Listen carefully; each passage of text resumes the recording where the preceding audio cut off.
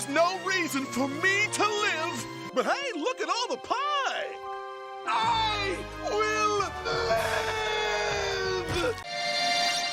We're highly mature. Jim Jam Big Brain is back at it again. We have extensively started to discuss more and more Jimmy Neutron here on the channel with our most recent new series, The Weird World of Jimmy Neutron. So today, we have the second part of that series, The Weird World of Jimmy Neutron Volume 2. I know, the peak of creativity. Thank you, thank you. Oh, no, I don't want anything in return for it. Truly kind of you. Well, maybe I can ask you to subscribe. That'd be nice. But yes, today we are hopping back into the lab to create another look at some more weird Jimmy Neutron moments, this time specifically from Season 2 as we covered some weird moments from Season 1 previously in the last video. And if you'd like to see a part 3, please make sure to hit that like button. It helps the video out, and I'll even get Hugh Neutron to make a cameo in part 3. Maybe. Thanks to today's sponsor, Keeps. Their hair loss formula is amazing. They keep me with the hair on top of my head, and I love my hair. Personally, I don't want to lose it. 2 out of 3 guys will experience some form of male pattern baldness by the time they're 35. The best way to prevent hair loss is to do something about it while you still have hair left. With Keeps, a licensed doctor will review your information online and recommend the right hair loss treatment plan for you. Then your treatment is shipped directly to your door every 3 months. You can message your Keeps doctor 24/7 with any questions or concerns you may have along the way, as well as track your progress with Keeps' progress tracking tool. Keeps is a more affordable option since Keeps offers generic versions of the FDA-approved medications for hair loss. Listen, prevention is key. Keeps treatments can take up to 4 to 6 months or more to start seeing results. So the faster you act, the better off you are in starting your journey. So if you're ready to take action and prevent hair loss, go to keeps.com/JordanFringe or click the link in the description to receive 50% off your first order. That's keeps.com/JordanFringe. Thank you once again to Keeps for sponsoring this video. Now, before we start, yeah, any episode is a weird episode, honestly, when it comes to Jimmy Neutron, but I wanted to speak on several specific moments from the show's second season that stood out above the others. So sit back, grab some vanilla ice cream and dill pickles, salmon lard, jalapenos, strawberries, and get ready to blast off. Grumpy young men. Let me paint a picture. We were all young once, under the M-rated video game age, and what we all wanted was that M-rated video game. And sometimes our parents wouldn't approve to help us acquire it, so we didn't get to gruesomely shoot some demons in the face or something. So what did we wish for? For us to be older already to purchase the M-rated game. Well, imagine your friend was a boy genius and found a way to make you older so you could just do that. Jimmy, Carl, and Sheen were turned down purchasing a mature rated game, so Jimmy invents a portal that ages you to be 18. Only one problem when they step through it. They become old men. So Einstein, Larry, and General Sheen here need to solve the age problem so they, don't croak and turn into dust due to their rapid aging. Jimmy tries driving his mom's car so they can acquire some titanium for the machine to fix the problem, while Carl and Sheen get preoccupied by the seniors buffet at the candy bar. And I don't blame them. Jimmy runs into his dad at the store, who tries to convince him he isn't Jimmy and has no family, so Hugh wants to take him home for a nice home-cooked meal, all while Jimmy tries to not be old-napped. And because he's old, he starts forgetting what he was supposed to be purchasing anyway. Carl and Sheen get into an old person dance battle in which he wins a titanium trophy just in time for Jimmy to toss it into the machine to revert them back to their original age. Literally right at the last second, they get pushed in through Goddard and they all learn to cherish their childhood a bit more. Now, this may be the least weird episode on the list, but for some reason when I first saw it, it didn't necessarily make me appreciate being a child while I could, but rather be terrified that life has a time limit and I can turn to dust one day. Sorry, didn't mean to get existentially dark there for a minute, but that's just how it affected me personally. And this episode's always stood out to me for that reason. I mean, now I live by certain mottos and mindsets like we have one life with limited time, so make sure you use that time to enjoy what you have around you, do right for yourself, and make each and every day count. Also, don't do anything stupid to ruin your life. That's a big one. Nightmare in Retroville. It's Halloween. No, it's not. It's September. Thanks. It's Halloween in Jimmy Neutron. The gang are deciding to see what they're going to wear for Halloween, but Jimmy feels he's getting too old for costumes, while Carl and Sheen want to be something really scary this year. And also, just look at Carl's little fall up the stairs here in the background. I just love that little detail. Jimmy lets them know that he doesn't even want to trick or treat this year at all, so instead he offers them a deal where he will make them turn into monsters and look really scary in some cool looking Halloween costumes, but in return, he would be getting a portion of their candy. That's just business 101. Sheen chooses a werewolf, Carl chooses Dracula. I think that's Michael Jackson on the list. The machine does its job and makes them into what they asked for, and Jimmy whips his hover car to bring the guys around to different houses. Hugh then falls into Jimmy's lab and turns into Frankenstein's monster, and then legitimately tries to kill his wife? Oh, or Jimmy's mom. Carl cuts himself on a candy wrapper, a rare appearance of blood in a kid's show from this era, and Carl starts drinking his own blood just like Dracula, slowly getting that Transylvanian accent and fully becoming Dracula, and then turns into a bat and leaves them all behind. Sheen sees a moon and goes full werewolf trying to attack Jimmy. So do you think that A, Jimmy needs to solve the problem and save the day, B, attend Llama-Palooza, or C, subscribe to the Jordan Fringe YouTube channel? Well, as much as I like option C, the answer is B. Llamas. Sorry, it's A. I know. Jordan Cringe strikes again. Anyway, Carl tries to attack Cindy, or Muffy the Vampire Slayer, by putting her in a trance and drinking her blood. Sheen stalks Libby in a Parks Miss, then attacks her for meat-related cravings. Hugh heads to the candy bar where Jimmy's mom comes to get him dressed as the Bride of Frankenstein. I love the costumes, the references, and as a fan of classic horror monster movies, I enjoy when shows have their Halloween episodes referencing them. Cindy is now a vampire as well, and Libby is now a werewolf. They all take their turns trying to attack Jimmy as he keeps getting lucky by standing in front of corresponding shops that repel the monsters. Carl finally fights Hugh over the love of Jimmy's mom, and Jimmy enjoys watching Libby and Cindy fight. Alright, relax there, Jimbo. All the monsters decide it would be better to work together and make a plan to attack the town members as a monster squad unit. No, not that monster squad. Jimmy figures the only way to take down the monsters is to become one himself. He becomes Octopus Man, the movie that Hugh was watching earlier right before Carl tripped up the stairs. And as the town fights back against the monsters, literally mostly about to, burn the children alive, Jimmy suction cups them back to the lab to change them all back, and the day is saved thanks to option A. Should have been option C. I can take down some monsters too, Jimmy. You're not that special. I like this Halloween special because it wasn't really meant to scare you. It was mainly parody with the spooky atmosphere, but giving you more of these characters as horror icons, jet fusioning their personalities with the well-known traits of these classics. We see kids attacking kids, townsfolk trying to burn children, and the octopus monstrosity that is Jimmy Neutron, the Octopus Man. But it's playful enough that it's just an overall fun episode, and I think it's one of the lesser appreciated Halloween specials. I just always find the animations in the show when anything out of the ordinary transforms their bodies into something else, like a gelatinous blob or an octopus. Return of the Nanobots. Two of my favorite Jimmy Neutron characters are the Nanobots. The interactions just between the two of them were so much fun to watch. And now in this episode, they return. Crazy, right? Jimmy foolishly upgrades them and trusts them to correct for error, mainly for Jimmy's poem assignment, which causes them to go correcting errors crazy. After being locked back away, they break out and return to their ship and start truly correcting for error. Like me, they follow Jimmy to school so they can impress him, while Sheen does a poorly prepared interpretive dance. They correct his movements. When Jimmy tries to stop them, they start correcting everything in sight, like Miss Foul's hairstyle, students' posture, basketball dribbling, lunch. You name it, they're correcting it. And for the low cost of $3.99, yes, that's right, that's F-R-E-E, that spells free.99. Jimmy gives them a paradox like last time, but they figure out the only way to get past it is to delete everything. Yes, they start violently deleting the children. If humans are supposed to be flawed, then they must be corrected for error, right? They lock Jimmy away and go and delete everyone else first to show that they can do this task and truly correct all these errors to impress him. They take out everyone in town and plan to delete everyone on Earth. The only humans left in Retroville are Jimmy, Carl, Sheen, and Hugh? He believes that he's the last person on Earth and probably the inspiration of Will Forte's show. While the dread sits in and he realizes that he's fully alone,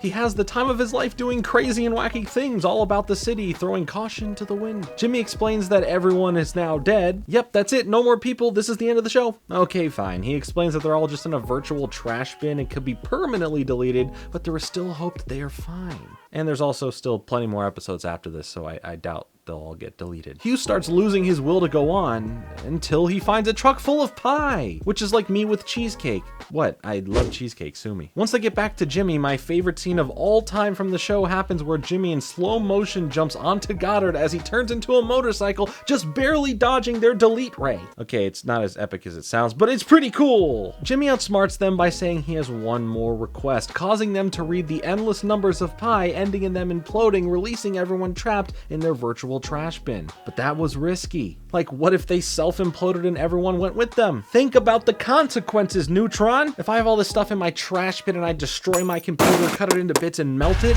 all that data is gone anyway. Anywho, doesn't matter, the nanobots survive anyway, and maybe they will be back.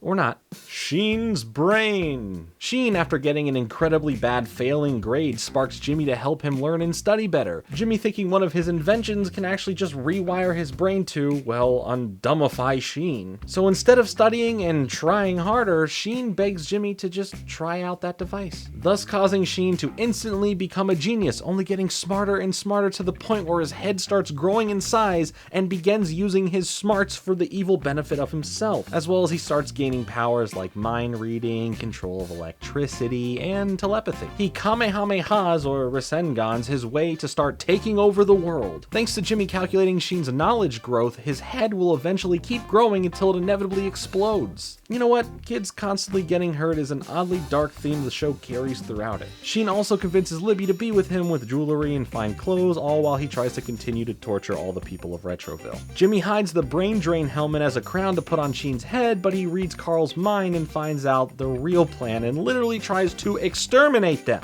Oh look, Super Saiyan Carl is back. Jimmy, I have become Ultra Instinct Carl now. Llama Palooza will be mine. Yes, I did just reuse that meme made for my other Jimmy Neutron video. Sorry, not really. Jimmy and Carl cosplay as Ultra Lord and start an Instagram all about it. Things are going well. But before they can use the outfit to help bring the old Sheen back, Sheen doesn't listen to Ultra Lord when he asks him to drain his brain and electrocutes Ultra Lord. And thus a burned up Jimmy and Carl come popping out and Sheen thinks he basically killed them and drained his brain. They're fine though. Maybe the entire plot of Planet Sheen took place in that big head of his. If only he made it better. Wow, what a stance on Planet Sheen. Why don't you make a video on it and tell us how you really feel? Well, that's not the worst idea, but let's leave that up to the comments to decide if they want a Planet Sheen video. Maternitron knows best. After feeling overworked and underappreciated at home, Jimmy's mom leaves for a week to relax at a spa. So rather than take care of the chores left for Hugh and Jimmy to do, Jimmy invents a robot version of his mom,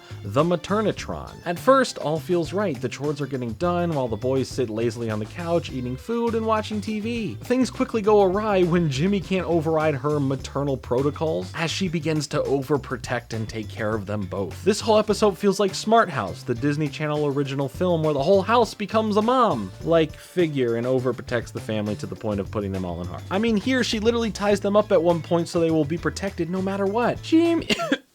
Okay, I'll stop doing that. Jimmy's mom senses something is wrong and rushes home early to take Robomom head on. She ends up shooting and frying the Maternitron and then has Jimmy and Hugh pamper her like a spa for a few days. It's a short problem and solution episode that really goes by fast, but I love these quick stories as we've been getting the longer stories once they started doing the full-length episode stories here. But it's nice to also get these small, short, and quick ones that are, well, short and quick to the point. The Great Egg Heist. Here, the crew, as well as Libby and Sydney, are tricked into stealing a special egg from their local museum for this lady, who turns out to be one of Jimmy's arch nemesis. Professor Finbar Calamitous. To me, it's funny that this other supposed evil genius wants to trick kids into breaking into a museum, distract guards, and steal a valuable egg that's on display. Like, look at this. Carl here is having to pull off some Tom Cruise Mission Impossible maneuvers. What do you mean? To his credit, his mess up here actually ends up saving the day when turning in the egg to the lady, or the professor. But before then, they have to run from the guard. Sheen even attacks them with balloons. But back to the turning in the egg thing, the lady shows off who she really is. Well, I guess it's not a surprise since I spoiled that from the start. Oops. And it turns out the egg wasn't swapped thanks to Carl's mistake, causing the plan set in motion by Calamity Ganon here to blow up in his face. And no one suffers the consequences from breaking into a museum and assaulting the guards. The feud. Okay, this one is a classic fun one. Hugh and Carl's dad get into a neighboring feud about Hugh saying that he didn't get some gardening equipment from Carl's dad back, even though Carl's dad said he gave it back. Then they get into a feud, hence the name, and attack each other's lawn care. You know, the dad thing to do. And they ban their sons from hanging out anymore because of it. Jimmy's dad locks Jimmy out of his own lab so he wouldn't invent something to just fix the problem. He also takes away all the gadgets and gizmos like a laser sword, the same one from the Macbeth play from an earlier episode in season 2. Jimmy decides that the only way to have them come back together is by planting crabgrass. Susie crabgrass? No, regular crabgrass in both yards. Carl adds more to make sure the feud will end, but oh no, it grows giant claw-like stems. I'm sorry, I don't know how to describe it better than that. But it eventually captures their sons, so you know they must now team up together to save them, and that laser sword finally comes in handy. Okay, yes, I'm fully convinced. Nickelodeon, please put Hugh in All-Stars Brawl. After saving them, the feud ended. Kind of. The wives help them sort it out. Sheen even reveals that the candy bar owner Sam actually borrowed it and asked him to relay a message to Hugh. A message that he forgot to give earlier. And they gave this guy a spin-off show. Just make the video on it. I told you, it's up to the audience. Win, lose, and kaboom! So this episode is the big season ender finale that was about the length of 3 regular episodes and features Tim Allen. To get this story started, a bunch of special messages encoded on a space rock land across various planets contacting local life forms, including Earth. Cindy and Jimmy are working out their differences in order to contractually be friends. Geez, that's a way to friend zone someone there. Sheen wants to date Libby, and Libby is also into Sheen, but she wants to take things a little slowly and progress naturally. Carl is sampling ice cream. Anyway, sirens are going off alerting the town of an impact of some sort, so Jimmy heads to his lab to get in his rocket while his dad wants to help Jimmy and spend time with him, but he sadly gets left in the dust as Jimmy goes and flies alongside the military to stop them from shooting down the rock after he notices the writing on it. Jimmy cloaks it and the military just leave. They just go home. Bye-bye. See you later. Jimmy captures the rock inches away from obliterating his father, and the town freaks out over deciding what to do with the rock. So Jimmy lectures all the clueless adults of what this rock is and the history of these rocks coming to Earth over the years. Jimmy wants to answer the alien message, but Cindy, in a helpful, friendly way, suggests that they shouldn't do this since the whole Yokian invasion issue from the original Jimmy Neutron film. Jimmy takes things into his own hands and decides to figure out the secret message, and it turns out they were invited to partake in Intergalactic Showdown, a game show in space, hosted by Tim Allen. Sorry, I mean Buzz Lightyear. No, that was the last video. Oh, the Santa Claus. No, Meldar Prime. Oh yeah, before that the government took the rock away. They all had to sneak into a military base. How are these kids so good at sneaking into such secure locations? Come back next week when Jimmy Neutron and friends team up with Nicolas Cage to steal the Declaration of Independence. I'm gonna steal the Declaration of Independence. What? All the gang and Bulby get sucked into a vortex heading through space and landing them wherever this game show takes place in space. Their opponents on the game show are the Brains, the Needleheads, and the Gorlocks. They are tasked with challenges to potentially win a car, or have their homeworld destroyed if they lose. Tim Allen has such a great voice and plays this role with all the charisma we've seen from more iconic roles of his. And this game show is actually being broadcast to all the people on Earth, so everyone is in the loop on what's going on, so that was nice of them. Also, I'm sure it helps boost their ratings. Just good business once again. The first challenge is Florgus Ball. It's like a lacrosse version of Quidditch, but instead of brooms, it's mechanical insect dinosaur things, or just Florgus. They square up against the Gorlocks and lose. Bad, like real bad. But they're not losers just yet. The next event is Mountain Menace. Their next opponent are the Needleheads in an effort to grab the first mushroom out of the cave, guarded by a terrifying bunny-looking Sorry, got carried away there. We'll just say a little alien bunny with terrifying powers. The Needleheads use a distracting tactic and end up winning. The group argue against Jimmy and want to work together as a team better. Then the show mimics the biggest show at the time when this came out, Survivor, and all have to vote someone off the team who can no longer participate in the challenges. Bulby broke the tiebreaker by voting himself out and is held aside until the end of the game and only freed if they win. One of the Gorloks secretly meets with Jimmy in an effort to work together to secretly stop Meldor and stop this whole show from dooming the galaxy any longer than it already has. So Jimmy thinks on this deal to work together. Now versing the Needleheads again in a food challenge, the Needleheads literally have one of them lose their heads violently. That was delightful. Carl eats some disgusting chunks of alien goop for the sake of llamas and Jimmy's mom. Surprisingly, he likes it and eats it no problem, and they win. Hey, good job there, bud. Jimmy agrees to help out and team up with the Gorloks, and she kisses him. Hey, you know what? Good for Jimbo. All the adults back on Earth are somehow building a wormhole generating device, and somehow that's the most unbelievable thing in this episode. Now, they all go up against the Brains in an obstacle course race to the finish with no help from Goddard, as it would be cheating, but Meldar lets the Brains cheat as he just really doesn't like the humans. So at one point they get sucked into this trippy dystopian version of their own town filled with zombie-like versions of their parents. And when they snap out of it, the Brains are already close to the finish line, so it becomes a literal race against time to get all the way through the course with teamwork to beat the Brains. Earth is now tied in the lead with the Gorloks now facing them in a trivia showdown. Oh look, in the audience there's a bunch of previous episode villains and lima beans! Oh god, no, yuck. Now in the hot seat for Who Wants to Be a Planet Saving Air, Jimmy is faced with answering a tough question as Hugh gets sucked into the wormhole generator and becomes Jimmy's lifeline.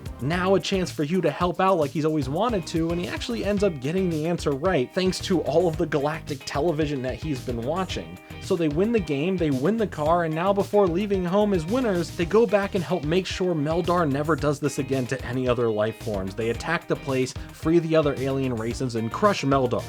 Literally. Working together alongside all the alien races, they find the source of Meldar's power. So in a big brawl, they knock Meldar's head off his body, everyone fights some robots in the background, it becomes a whole fun time. And at the end of it, they now force Meldar into making other types of broadcast programming in a way that restricts him from causing mass destruction throughout the universe. And Jimmy's parents get a little, freaky. Let's just leave it at that. What a treat. This special 3-episode length season finale was a lot of fun, filled with great jokes, awesome action, and Tim Allen. Take that however you will. This was good enough to be a full movie, honestly, with the care and writing that went into this special alone. Also, Jimmy is into aliens. Actually makes sense, I guess. Those were some more particularly weird and fun moments from Jimmy Neutron that stood out to me, at least more than others, from the second season. Going through the show once again is always a fun time to truly take in these memories of watching the show growing up. And while some may disagree, I think that this is one of the few early 3D animated shows that holds up in the animation department. Look out for a part 3 soon if you'd like to see one, that is. So if you do, hit the like button for the next part sooner and make sure to subscribe as well. I hope you've enjoyed today's video. Thank you so much for spending a few moments of your day here with me. I truly appreciate it.